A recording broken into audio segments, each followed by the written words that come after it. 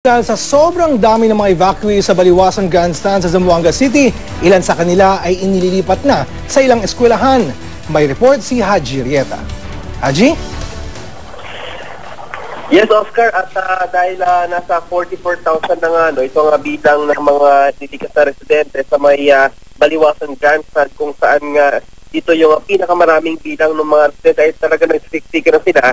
Kaya yung ibang mga residente na ilikas, Oscar, ay inilipat na sa ibang mga evacuation center gaya nga kanina doon sa pinuntahan natin na eskwelahan. Ito yung Set 1 Elementary School.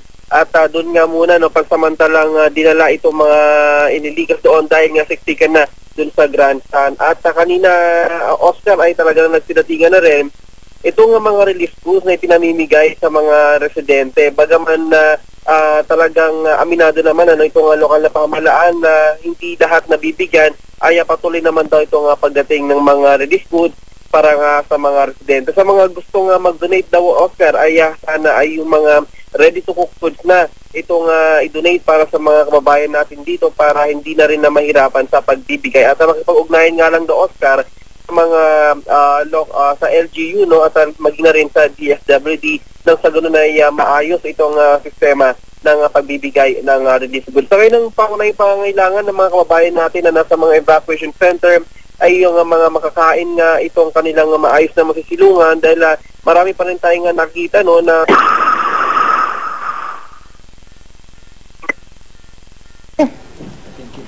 Okay, maraming salamat, Haji Rieta.